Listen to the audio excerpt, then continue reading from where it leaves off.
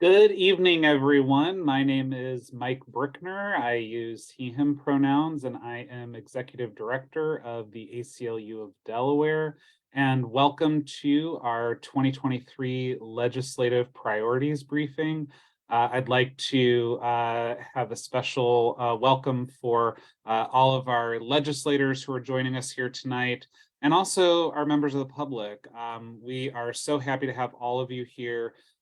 We wanted to be sure to go through what our priorities are for those who hold elective office here in Delaware, but we also want to make sure that our members and supporters know what the ACLU of Delaware is prioritizing this year and what we have in store for our legislative work in 2023. I'm very excited because tonight you're going to be hearing from several of our staff members on many of our priority issues. We also have some guests. We have a Smart Justice Ambassador and one of our partners from Planned Parenthood of Delaware who's going to be speaking to us tonight. But the ACLU of Delaware has been around for over 60 years, and we have spent much of that time working in the legislature, trying to defend and extend people's constitutional rights here in the state of Delaware. And, you know, the list of things that we have to work on is very long and can sometimes feel arduous, but I am filled with a lot of optimism right now. We have many tremendous legislators who work day in and day out to expand and defend our rights down in Dover.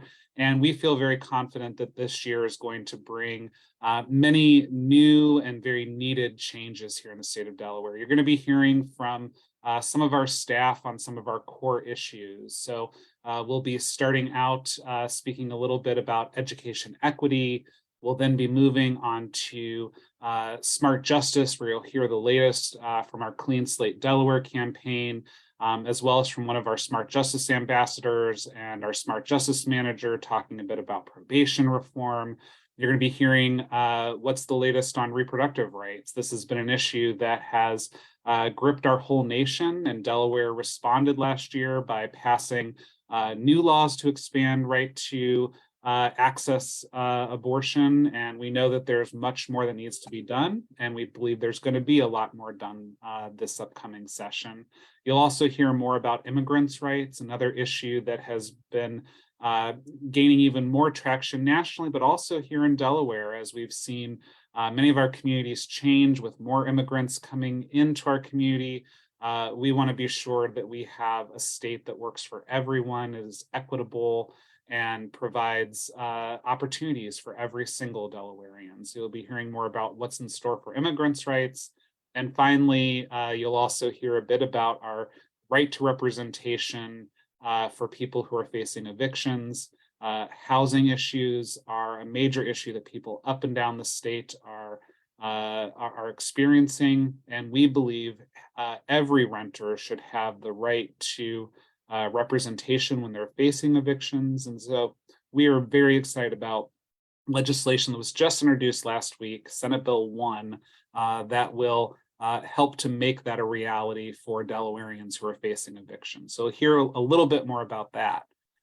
Just as we're going along, a little programming note, you do have the ability to type in the chat and also put in questions and answers. We're going to reserve some time at the end of this for us to pose all of the questions to our experts here. So we'll have time to answer any questions you might have about our priorities, about these issues, about what to expect from the legislature, and how you can help us to pass these important bills. As I mentioned, first off, we're going to talk a bit about education equity, and I'm always excited when I get to introduce our senior policy advocate, Shannon Griffin. Shannon has been working on education equity issues for decades now. I think she started when she was in kindergarten, but she is one of the greatest, I think, experts on education issues here in the state of Delaware. Shannon has been doing some really transformative work at the Charter School of Newcastle for the last 2 years. but she has an ambitious agenda for things that we'd like to accomplish in the 2023-2024 General Assembly. So with that, I will turn it over to Shannon, and I will see you all back for the questions and answers. Hello, good evening. Thank you all for joining us tonight. And thank you, Mike, for that great introduction. And yes, I've been working since I was in the kindergarten. As he mentioned, my work primarily focuses on education equity issues. We are continuing our equity and education project with the Charter School of Newcastle. We're helping them to deepen their restorative practices and build a more inclusive and equitable school. To learn more, you can check out our YouTube video, which is will be listed in the chat, or you could go to our website. This session, though, we are strongly supporting two bills that we believe are critical to ensuring equity in schools statewide. The first would codify the Education Ombudsperson Program. As a result of the 2020 education funding lawsuit settlement, the state had to fund the creation of an Education Ombudsperson Program. So we are supporting a bill that would codify the office. The bill has a couple of key elements. One, it reconstitutes the Delaware State Parent Advisory Council to provide a formal parental engagement entity. It also removes the current oversight from the Ombudsperson Program from the Delaware Department of Education to an Education Equity Council under the Delaware State Parent Advisory Council. It would also incorporate the Delaware Special Education Strategic Planning Advisory Council as well. The office provides the critical service of supporting students and families by resolving a variety of disputes free of charge, as well as provide solution-based research-based recommendations to resolve systemic education issues. The next bill we're looking to support this session would reform the AG reporting process. This bill ends the practice of double jeopardy punishment and respects the rights of due process. It limits the notification to harmful conduct, and it strengthens the protection for students with disabilities.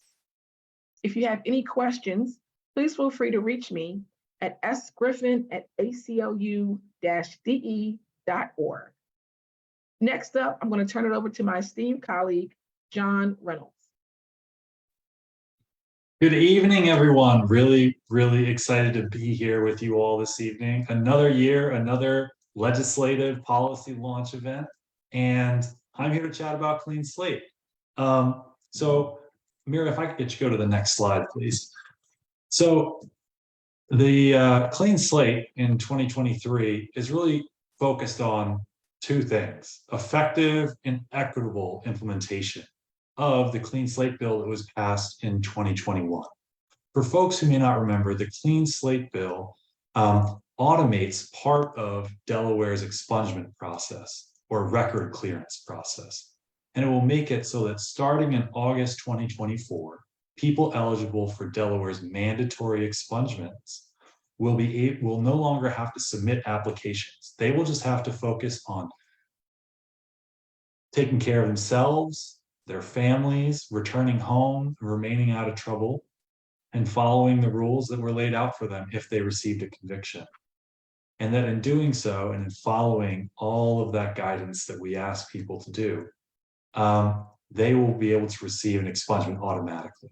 And this is really exciting. Delaware was the fifth state in the country to pass such a bill. And we have 18 months until that really exciting piece of legislation is supposed to be implemented.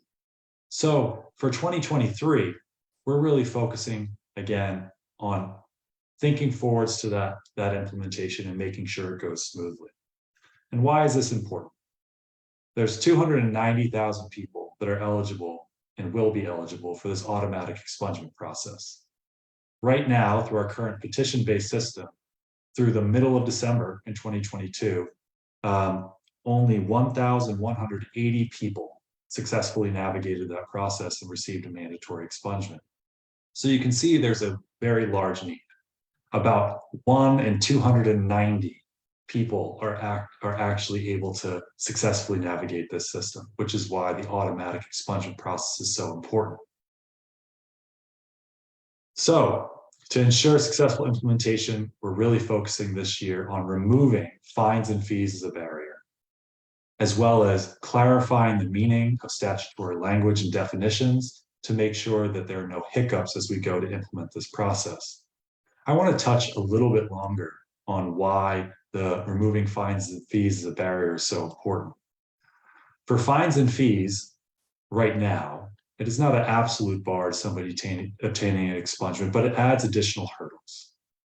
An expungement, if somebody's unable to receive an expungement, it means that their record remains publicly available, which makes it harder for them to find jobs, housing, and other opportunities, which may in turn make it easier for them to pay back any fine or fee that is owed. So this is a very kind of nonsensical process if we want folks to be able to take care of themselves and meet their obligations within the legal system by paying outstanding fines and fees. We shouldn't then impose additional barriers that prevent them from doing so. So the other focus for Clean Slate Delaware in this coming year is making sure that all cases terminated in an individual's favor are eligible for expungement. Again, we do not think that anybody should be continually punished for something they were not found guilty of. In Delaware right now, there are certain individuals who are currently serving periods of incarceration, probation, or parole, who are continually punished for cases that were, again, terminated in their favor. And so that is one of our goals for the next year. And our partners at DCJ are helping to lead that bill. And so it should be a really exciting year for Clean Slate. And I want to invite you all to join us in these efforts. You can learn more at cleanslatede.org and definitely check out some of the information that Javon provided in the chat about our expungement eligibility guide. Or if you'd like to learn more about the personal impact that records and also record expungement can have, we have 2 amazing videos from some of our Clean Slate storytellers up on the website, Gina and Angela, who can really provide you with additional sense of why this is such an important issue. But at this time, I'm going to pass along to my colleague Hanif and our wonderful Smart Justice Ambassador, Kevin Andrews. Thanks, John. And I can't say enough how excited I am to be the Campaign for Smart Justice Manager. It's been an honor and a privilege to work alongside people like John and all of our coalition partners, our Smart Justice chapter members, and our Smart Justice ambassadors. In addition to the Clean Slate agenda, the Campaign for Smart Justice will focus on probation reform in 2023. We are lucky to have Senator Pinckney and Representative Minor Brown to be introducing legislation that will help us to revamp and reform our probation system here in Delaware. And this bill focuses on a few key objectives. One is customizing the terms of probation to make it easier for people to work full-time jobs or potentially have jobs that may be across state lines, and still be able to work and meet conditions of probation. Currently, it's very hard if an individual has a full-time first shift job and they want to take that position and they still have to report to a probation officer weekly on a Tuesday at 10 a.m. So customizable terms for individuals would be a plus to make sure that probation is working for the best interest of the individuals. And this is something that currently is done by some probation officers, but we like to see it codified in law so it'll be done across the board. In addition to probation reforms would limit the terms of probation for most crimes for 1 year.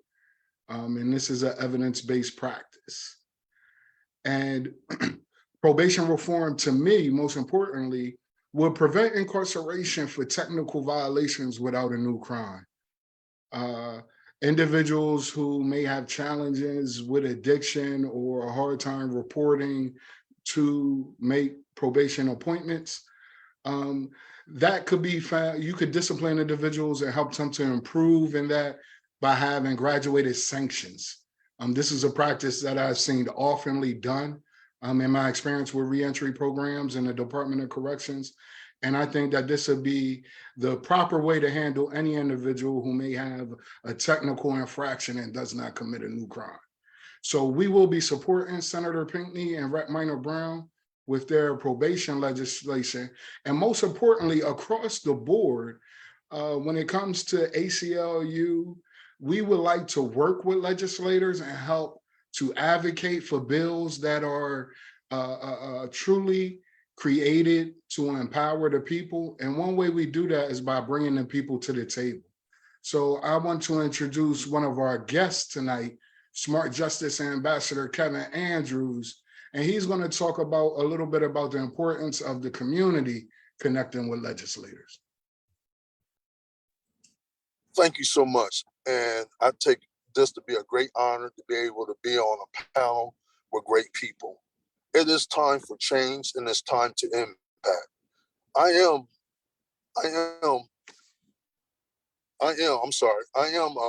a Smart Justice Ambassador because it has given me an opportunity to give my input on policies, laws, and practice. It affects the people in my community and in yours. I hope that you elected officials will willingly communicate with us advocates regularly to ensure that we propose laws and have the community's input, because it's very important to have their input. And I just want to be able to speak to you and let you know that how important it is.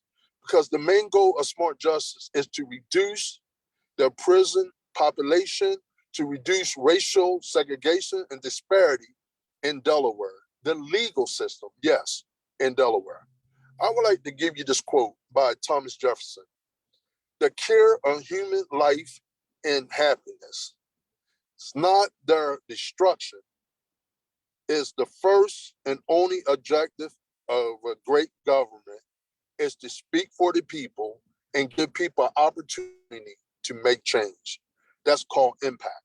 It's very critical to build and understand the importance of building good relationships and communicate with you and legislate. Yes, you. We need you and we need to be able to work with you. How do Smart Justice and legislators can impact our communities and our Constitution? And our Constitution is having a relationship and building and communication. It will leave all parties involved satisfied and fulfilling, confident, and accomplished. Yes, we need to work together. By delivering this message clearly, we have no room for misunderstanding, which decreases the potential of misunderstanding, and it will increase cooperation. We need to come together and work together to make our state even greater than what it is. Thank you for allowing me this opportunity to speak as a Smart Justice Ambassador. And thank you for speaking on this evening, Kevin. I'm so privileged to have you joining us. And next, I'd like to pass it off to my colleague, Helen Salida. You'll hear from her, and Matt Biddle on another one of our issues. Hi, everyone. It is so good to be speaking with all of you here today. I'm Helen. I am the campaign manager here, and I lead on a couple different issues. And so today I'm going to be talking about our priorities on two of the issues I lead, reproductive freedom and then immigrant justice. So first, for reproductive freedom, myself, along with my colleague Matt Biddle from Planned Parenthood of Delaware, we're going to be talking about our campaign goal, which is the expansion of Medicaid to cover the cost of abortion. So we're all familiar with the Supreme Court's decision to overturn Roe v. Wade which took fundamental rights away from women all across the country. We here in Delaware are fortunate to have the right to an abortion already codified in law, but that doesn't mean there isn't more that we can be doing right now to make sure that this stays accessible for everyone. One of the largest barriers that people face right now is a financial impact with the cost associated with the procedure. Here in Delaware, the cost can range anywhere between $490 to $791. There are other costs that you may not think about during this, as well as transportation or childcare. And this bill doesn't accomplish all, but it does take away the largest barrier. So this is why we are really pushing for legislation this session to expand Medicare to help ease the burden. So I'm going to turn it over to my colleague Matt now to talk a little bit more about what this would look like for Delaware. So as some of you may know, Delaware follows the Hyde Amendment, which sets a standard which limits federal funding for abortion to cases of rape, incest, or when necessary to save the life of the mother. There are 16 states that have passed legislation where they will fund Medicaid for abortion, going above and beyond the federal government. Delaware is not one of those 16, but we're hoping to change that this year. That's a really important thing because the Hyde Amendment, the impact, frankly, is discriminatory. Women who are on Medicaid are disproportionately likely to be people of color. They're disproportionately likely to be young, and obviously they're more likely to be economically disadvantaged. So this essentially restricts abortion to those who can pay for it. That's not a good practice for a number of reasons, but chiefly, if we agree that abortion is healthcare, why are we limiting it based on income? The Hyde Amendment, which has been around for 45 years, has really had a discriminatory effect. And you might be interested to know that nationally, according to the Kaiser Family Foundation, a leading healthcare nonprofit, about 19% of women of reproductive age, that's 15 to 49, were covered by Medicaid. So almost 1 in 5. And of those, 56% of women of reproductive age lived in a state that followed the Hyde Amendment and thus restricted abortion essentially to those who can pay for it. In Delaware, we are hoping to do that this year to change that. As I said, we do not yet have legislation, but that'll be forthcoming. So keep your eyes open. That'll be a pretty big deal. Planned Parenthood, for instance, will certainly be announcing that to try to get folks lined up to support it. But yes, and again, the Hyde Amendment really is has had some negative effects.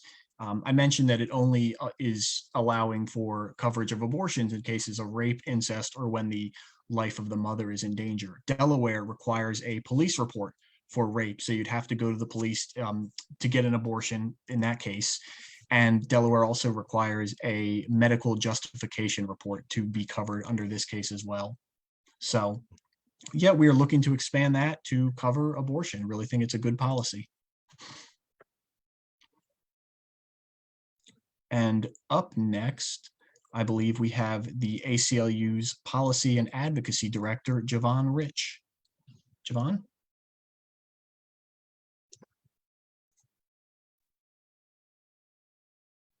Hi, so I'm going to loop it back to Helen. Helen has a twofer at the moment. Helen also will be talking about immigrant justice. Thanks for that, Javon. Mira, would you mind starting my video again? As it's saying that I can't. But I'll just start and then it will kick on in just a minute, I'm sure. Fantastic, thanks, Mira.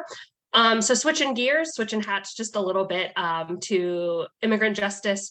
One of our big goals in this work this year is also dealing with Medicaid and expanding it to make sure that undocumented children are able to receive healthcare coverage. We believe that every child has the right to live a happy and a healthy life, and this can only happen if you have access to doctors and to medicine. But right now, undocumented immigrants are unable to opt into federal programs, such as Medicaid, simply due to their status, even if they meet all the other requirements. With the federal government unable to act, a number of states, I believe the number is actually up to 9. I think New Jersey just became the 9th state, along with the District of Columbia, to expand coverage to undocumented children. And we believe that it's time here in Delaware to join their ranks. This will have so many benefits for children, for families, and for the state as well. Obviously, one of the most important benefits is that kids will be able to go to the doctor, get preventative care, make sure they're happy, they're hitting milestones when they should be. And it also makes sure if there are any health problems, that they are staying healthy, care is consistent. Another key benefit for this, for the greater health community, is access to vaccines.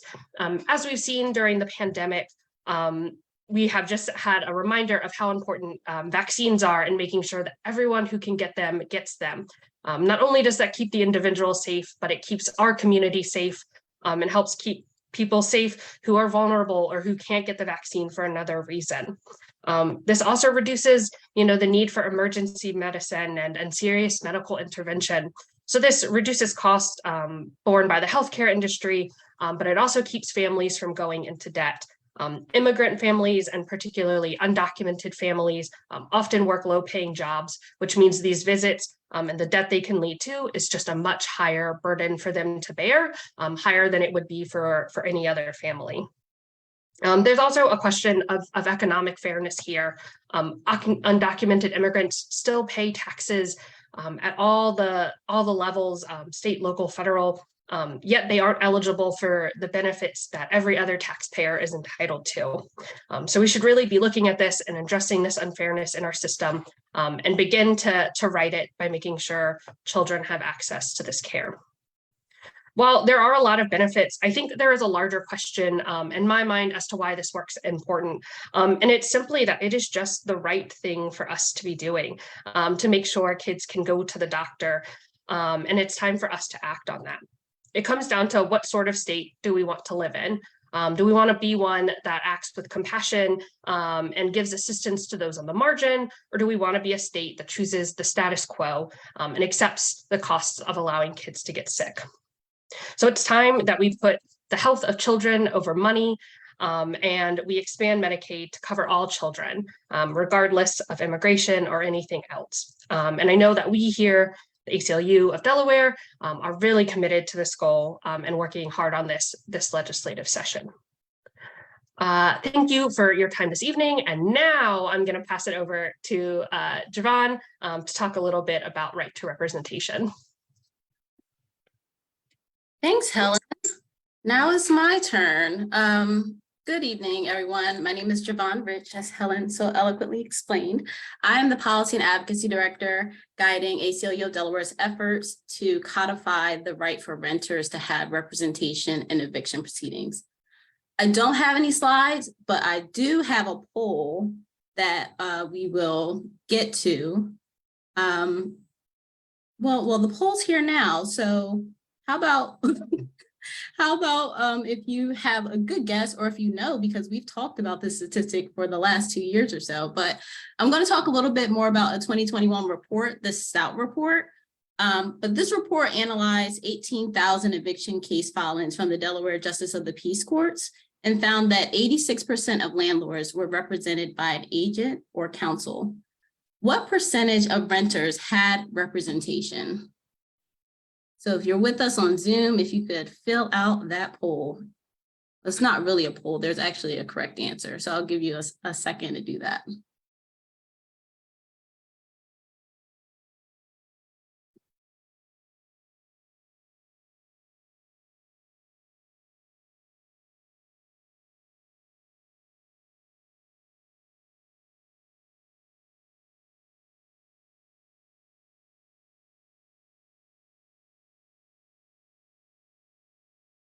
And Mira, if you can just let me know when that poll is up.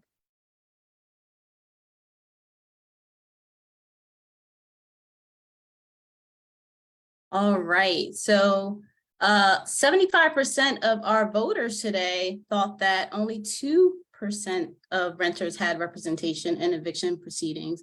And if you said 2%, you are absolutely correct. So that definitely shows the need for right to representation here in Delaware.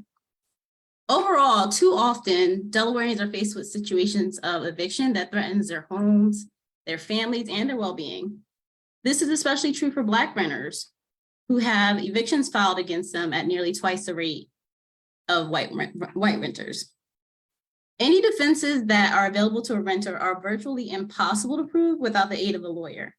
So imagine if you are at risk of losing your home with nowhere to go, without safe shelter for yourself, your children, your belongings. Would you want to go to eviction court alone? I know I wouldn't. And what we know from localities and states that have implemented right to representation, when renters are represented by counsel, they are twice as likely to remain housed. And Delaware has an opportunity to level the playing field by securing the right to counsel or right to representation for eviction defense statewide. Before the pandemic, there were approximately 18,000 annual eviction filings and approximately 112,000 rental households. So that's an eviction filing rate of 16% compared to the national eviction filing rate of 2%. And some of the states that are comparable in size, like Rhode Island and Connecticut, have a much lower filing rate of about 4%. So we are exceeding the national eviction filing rate, as well as states that are of similar size as us. And just to reiterate, the Stout report analyzed in 2021 found that approximately 2% of renters were represented, compared to 86% of landlords who had representation. That leaves 98% of Delaware renters trapped in an eviction without representation. And we know that landlords want to do the right thing and that they also need to protect their own property and investments. This bill will benefit landlords. When renters are represented, resolutions are more likely to be completed out of court. Resolutions are fair to both parties. Agreements are more likely to be upheld. And landlords are more likely to receive amounts due without costly collection efforts. So what do we stand to gain with right to representation for renters? There would be many costs that could be avoided and benefits that will be enjoyed by Delaware.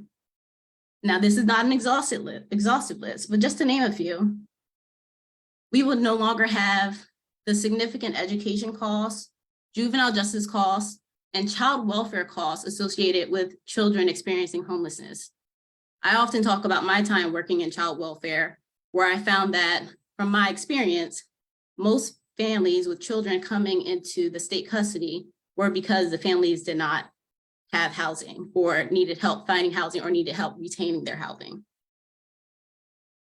There's also a negative impact of eviction on renters' credit scores, which impacts their ability to re-rent, and the potential loss of a subsidized housing voucher. Having representation in those instances, again, can help people minimize the impact of possibly having a lower credit score, but also retain their subsidized housing voucher. When evictions are high, there are costs related to mental health care, as well as additional costs associated with homelessness, such as additional law enforcement and incarceration costs. And there's much more to be gained from right to representation. As you can see, it is critically important for renters to remain in their homes or be connected to services that can assist with finding alternative, safe, stable housing, both of which can be achieved through right to representation. Now, our efforts to pass right to representation has been a 2-year battle thus far, and it is not a battle that we are in alone. And some of our partners I can see on our participants list, but we are a part of a coalition that consists of the Metropolitan Wilmington Urban Leagues, Homes Campaign, ACLU of Delaware, us, ACLU National, Community Legal Aid Society, Inc., and I definitely appreciate their expertise in working with renters, the Delaware Coalition Against Domestic Violence, Delaware Voluntary Legal Services, Inc., Housing Alliance Delaware, And that's just to name a few. I have some people who want to join our coalition. So this is supported by organizations and people in the public in general. And despite a similar right to representation bill being defeated in 2022, our goals remain the same this year. And that's to pass right to representation legislation. And as Mike excitedly explained in the beginning of our segment, Senate Bill 1 was introduced last week. And I'd like to extend thanks to prime sponsor, Senator Brian Townsend, Representative Melissa Minor Brown, along with co-prime sponsors, Senator Kiera Hoffner, Senator Marie Pinckney, and Representative Larry Lambert. I also would like to thank, I can see in attendance today is Senator Sokola, who's also a co-sponsor of Senate Bill 1, so thank you for that too. And Senate Bill 1, again, creates a right to representation for tenants in evictions and other landlord tenant. Now the bill says tenant, we like to use renter, but in other landlord tenant actions for those who meet eligibility requirements. And I truly believe that this year, with community members alongside us and with such strong legislative stewardship of this bill, Delaware can join the growing list of states and cities that are putting protections in place to help keep more people in their homes and reduce rates of homelessness. So if there's one takeaway from tonight, it should be that eviction proceedings are hard to navigate and no one should have to go through that alone. So thank you so much for your time and everyone for joining us to hear about our legislative priorities for 2023. I'm going to hand the mic and physically handed the mic back to Mike for Q&A. You ended with a pun, Javon. I don't know if I can forgive you for that, but thank you so much for that presentation. I'm glad you mentioned the sponsors of Senate Bill 1. Again, we're so excited about that. I also just saw Senator Huxtable joined us, so I wanted to also thank him for being a co-sponsor on Senate Bill 1. Your support means so much to us. So I want to remind folks that we do have a Q&A section. Please drop your questions into the Q&A, or you can simply type it into the chat and we will take them and ask our experts. So to get us started, I think the first question is going to go to John. Actually, it's a question about the justice system. Lori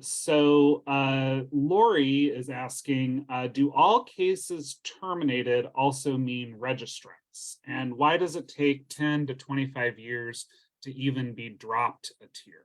So John, if you want to answer that. Yeah, Lori, thank you so much for joining us tonight. It's great to have you here and thank you for your question.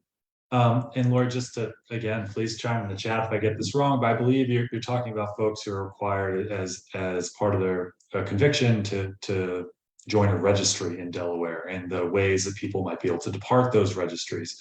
Expungement actually does not impact somebody's registry status. If somebody is interested in pursuing being removed or having their registry status changed, there are different procedures available to that individual within the legal system, but unfortunately expungement is not one of those. I'm happy to chat with you further about that as well offline, but things like the pardon process, or if it is a person who is it's a result of a juvenile adjudication, there are other avenues that an individual can pursue, but there's not an automatic process like there will be for the expungements. Great. Thank you so much, John. Really appreciate that explanation. I love having John on staff for multiple reasons, but he is encyclopedic about the Delaware criminal code. So I really appreciate that. Next, I love, we had a question from Gabby, and it was more just a request. And I love this when somebody kind of, asks us to do better around reproductive freedom issues, using the term pregnant person rather than the gendered term. And I wanted to include in the chat, we had a blog post about this on our website a few months ago that kind of talked about the importance of this, but I wanted to make space. We're lucky to have Matt Biddle from Planned Parenthood of Delaware, and Planned Parenthood has some really amazing programs for gender affirming care at its facilities. And so I wonder, Matt, if you can talk a little bit about that work at Planned Parenthood, and also just the importance of making sure that when we're talking about reproductive freedom, we're talking about reproductive freedom for everybody here in the country. Sure. Well, that's a great point, definitely. We do at Planned Parenthood acknowledge that anybody can be pregnant. A trans man, for instance, probably the most obvious example there. But Planned Parenthood does offer, as you said, gender affirming care. I know that our providers that offer that find that really rewarding, just to be able to work with folks who are finally being their true self. And, in some case, they've known for decades and weren't able to. So they find it just really powerful. That's one of the services we offer. And there's the perception, I guess you could say, that Planned Parenthood is only for women. That's not true. It is primarily for people who identify as female. But about 10% of our patients, off the top of my head, I believe, are not female. So we are open to anybody that, if anybody needs services, we can provide them, basically, just all kinds of services around sexual and reproductive health care. Awesome. Thank you so much for that, Matt. I think that's a really important point. Again, another great service that Planned Parenthood provides. So I have another question here. Next for Helen around immigrants. So there was a question around how immigrants pay taxes if they are not working legally, like they're working under the table. So can you talk a little bit about how immigrants pay taxes and contribute to society like that? Oh, and Helen, you're muted. There we go. Remember to start the video and not the mic. I'll get a hang of Zoom eventually. Yeah, I can talk just a little bit about this. It is a little bit of a common misconception that undocumented immigrants, if no one knows they're there, then they must get by without paying taxes. And that just isn't the case. They'll still pay property taxes or sale taxes or other taxes across all levels. And so it's important to realize that in so many ways, these immigrants are contributing to our communities locally, at the state level, at the federal level, but they are just barred because of this status from getting any of the benefits of that. So they get the downside of paying taxes and none of the pluses that come from it. So that is another part of just sort of changing the narrative and expanding what people know about undocumented immigrants. Thank you so much, Helen. I think that's such an important point. Next question I see is coming in for Javon on right to representation. So one listener wanted to know, are evictions due to just a lack of rent payment? What do landlords get from renter representation, and how does renters representation encourage renters to make rent payments? So that was a three-parter for you, Javon. Wonderful. All right. Thank you for that question. That is such a good question. So sometimes evictions are based to inability or unwillingness to pay rent. But with some type of representation, it will help you get down to why that person is not paying rent and also help with solutions. So for example, out of Philadelphia, they found that about 20% of people were not making rent because the landlord was not keeping promises with the upkeep of the home. So in some cities, it is perfectly legal to withhold some funds in the event that landlords are not keeping up with upkeep of a rental unit. But in some states, that's not legal. So with representation, they will be able to say, why are you not making rent? It could be that they're unable to because they've had changes in their finances. At that point, representation will be able to connect them with services for someone who might need that 1 or 2 months help to kind of, get them going again. It could also, if they find that it's not affordable for them, how can we help you get to your next space? But it can also help mediate some of those issues where people are not paying rent. For example, in those cases where landlords are not fulfilling their end of the contract. Second question, Mike. Yes, so second part to that question was, what do landlords get from renter representation? All right, so landlords stand to gain a lot in right to representation because if I were a renter, I would be more likely to trust the words coming from my attorney or my representative. Sometimes you might find that in these right to representation cases, the representation is telling the renter exactly what the landlord may have been saying. And that might help, with that relationship. And again, it can also help them mediate some of those issues, whether it's personal or operational between that landlord and renter. And then the third question was, I think you might have answered it, but the question was, how does right to representation encourage renters to make payments to their rent? Oh, that's wonderful. I did answer that question, that 3-part question, but thank you for that question. Again, it will help with mediation, help people get established with services. And then if you look at Senate Bill 1, in addition to rights to representation, you'll also see that there is an eviction diversion program, and that's a program that will help with some of that mediation.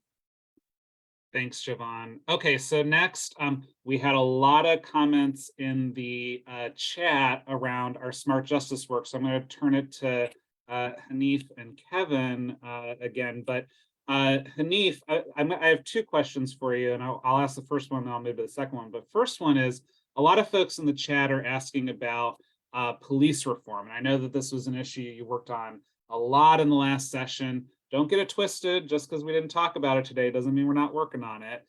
So can you talk a little bit about what's going on with police reform right now and where you think things might be heading in the legislature? Yeah, thanks, Matt. And thanks, Pete, because I see in the chat, Peter Scott said we need to make progress on police accountability and transparency. What legislation will ACLU push?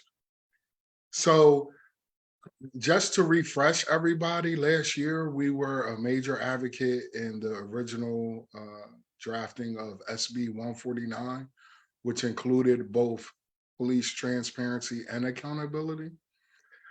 This year, we will be supporting any legislator that is willing to step up and champion Leobor amendments.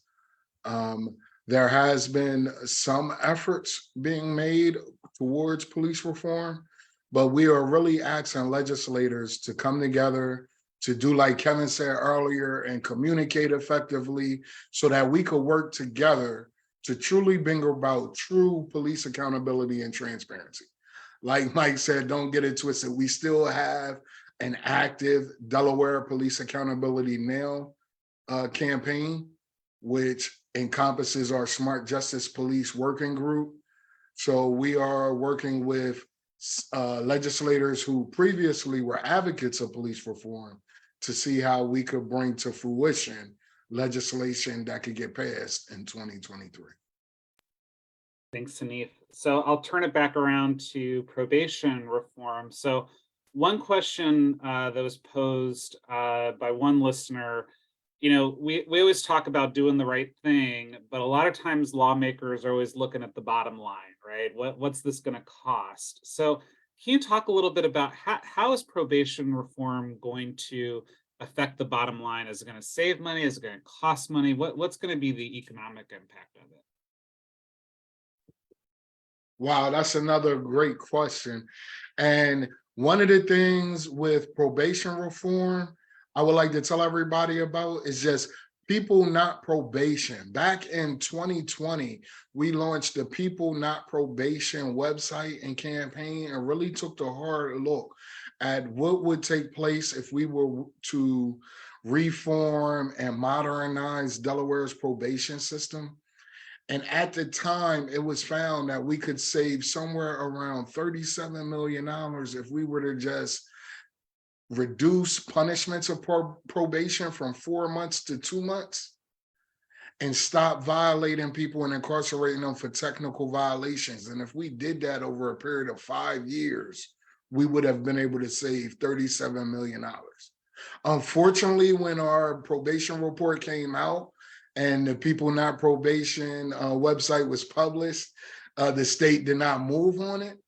But even to the day, the time is now for us to be able to lower corrections costs by lowering our prison population and lowering the number of people who are monitored and supervised by the corrections department. And that way we can reinvest and invest into reentry programs and continue to help people get a true second chance when they come home from prison. That is awesome. I love that. It's the right thing to do, and it also saves us money. Seems like kind of a no-brainer to me. So Shannon, we didn't forget about you. You went up first, but you were so thorough. We didn't have a lot of questions coming in right away, but I got one now. So folks want to know a little bit more about this double jeopardy issue. So what does this mean? How does a student potentially fall into double jeopardy when they have like a disciplinary issue? Great question. Great question. So what happens is students get into it in their community. So these are things that happen off campus. It could have been on a Saturday, whatever, but it happens off campus. Doesn't involve the school. But say a student gets into something where they're charged crime, and they could have multiple charges. At that point, though, depending on those charges, AG does a report. They send that report with a list of the charges for the student back to their school.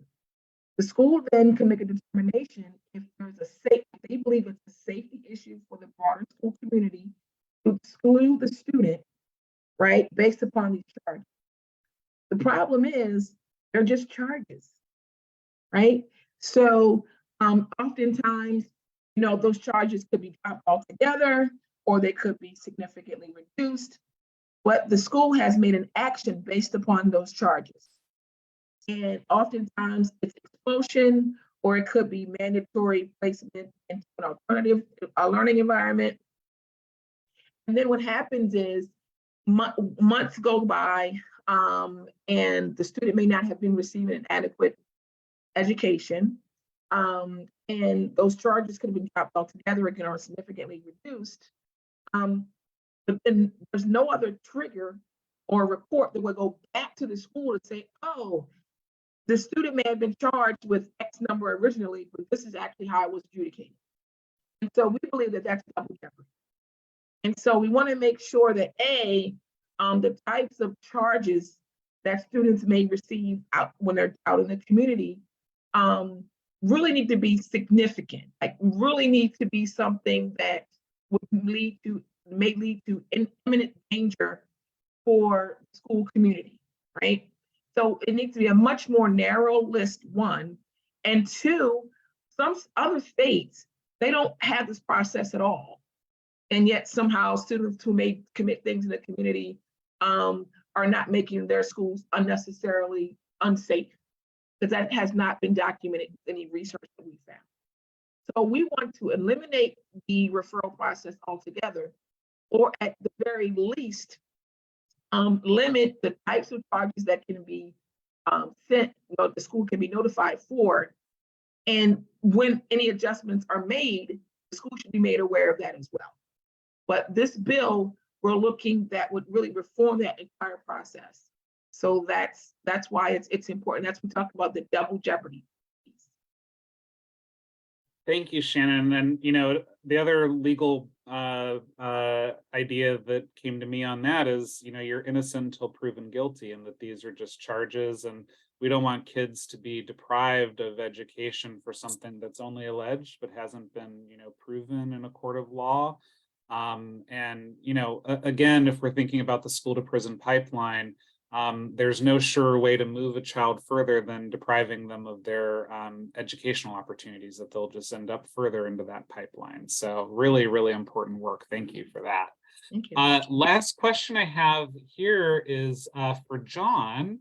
So John, you get two, lucky you. We have a question here. Steve is asking, he thought that the legislation on mandatory expungement took care of the fines and fees problem. And didn't we have some fines and fees legislation that happened last year too? So what needs to occur? Is some tweaking necessary, or what's going on here? Why is this still an issue? Yes, Steve, I completely understand the question. Unfortunately, the bills in 2021, we passed two. The first one expanded mandatory expungement eligibility, but it didn't address the barrier that fines and fees can impose to somebody seeking an expungement. And the second one created an automatic expungement process, which also didn't address fines and fees. And just to, again, provide a little bit of background, fines and fees, if somebody owes a fine or a fee associated with a case that they're seeking to have expunged, it doesn't completely bar them, but it requires them to go through a separate judicial process, which then additional discretionary determinations need to be made by the courts before it's determined whether that person can move forward with an expungement. So as you can imagine, we're adding additional layers of complexity onto a process, again, that in 2022, only less than 1 in 290 people navigated successfully. So the next thing that Mike was alluding to, and I think your question's alluding to, is that there has been great strides made on fines and fees. I was really excited as I scrolled through the participants tonight to see members of the Campaign to End Debtors Prisons in attendance tonight. They led the effort to make quite major changes through the passage of House Bill 244 last year. And while those changes, again, were significant and made great strides to make Delaware and significantly moved us up the list in the right direction in terms of how we fall nationally ranking wise on our fines and fees restrictions. But it still didn't address this concern. So it is something that we really have to deal with. If we want a successful automatic expungement process in Delaware, dealing with how fines and fees intersects with this process is a must do. Every other state that has passed automatic expungement legislation, if they didn't remove fines and fees as a barrier when that bill was passed, they have all gone back to do so post passage. And I truly believe, with the support of the folks on this call, the support of the coalition that we built in Clean Slate Delaware, and the support of other groups like Campaign to End Debtors Prisons, who are working with us quite integrally to make sure we craft a solution that works for all the stakeholders in Delaware, those who are seeking expungements, as well as the agencies who are required to process them. And so I just invite you all to stay involved. Again, if people are interested in being part of our work at Clean Slate, please visit cleanslatede.org, or if you're already part of our Smart Justice Coalition or one of our county-specific Smart Justice organizations, please know that there will always be presenting opportunities to get involved in different ways and at different levels of investment depending on your time to help support move this work forward. So Steve, I understand the confusion, and I'd be happy to speak with you further about what remains to be done and what I hope will be done in the next year. Thank you so much, John. That was really helpful answer. So I think that takes us to the end of our questions. Although here's another question that just came up that's not legislation related, but folks want to know, is there a way to get copies of the materials today? So yes, this has been recorded and it's going to live live on it's going to live on Facebook because it was on Facebook Live. So there will be a recording there. And we are also going to be adding the materials and the recording onto our website. So you can go onto our website at aclu-de.org and you can get more information there. You know, I'm definitely inspired after this evening. I so appreciate my colleagues here at the ACLU of Delaware. I get accused of sometimes being too optimistic, but I can't help but be optimistic when I have such great colleagues working for fundamental change here in the first state. And we also get the bonus of having folks like our coalition partners, like our Smart Justice ambassadors, who are working right alongside us. So appreciate all of you and appreciate all of you that are here tonight. Many of you might be asking, what's next? How can I get involved? So hopefully if you signed up for this tonight, you are already on the ACLU of Delaware email list. That is one of the best ways to get information about action alerts, things that are going on with legislation. If you have a specific interest, for instance, in our Smart Justice work, we actually have county chapters that meet monthly that you can attend those meetings. They meet virtually, but also have a Zoom option. And you can get active in those as well. Many of our other work also have coalitions and ways for you to get active. So please email into our staff tonight and join us in this work. Last thing I'll mention is that if you're a legislator or a decision maker or a staff member for a legislator who's on here tonight, and you have questions or you have concerns or you're excited about some work and you want to get more involved in it, also please reach out to us. I know Javon, our policy and advocacy director, extended invites to all of you, and you have her contact information, and she will be happy to get you in contact with any of the subject matter experts that you heard from today. But we want to be partners with you in the legislature to, again, have the best legislation pass to ensure that Delawareans' rights are protected and expanded. And we're looking forward to working with you. We're looking forward to working with our members and supporters. And again, just really appreciate all of your support. Last plug I'll give is that if you're not already an ACLU member, it's $20 a year to be a member of the ACLU, and that support goes directly to our legislative work, which we talked about this evening. So if you want to get involved with the ACLU, if you want to support our legislative work, it just costs $20 a year, and that helps to make sure that we can be effective advocates in Dover. So join on our website and become a card-carrying member of the ACLU. With that, again, thank you all so much. Thanks to our staff. And again, we look forward to pushing the envelope and making Delaware a more just and equitable state in 2023. Thank you, everybody.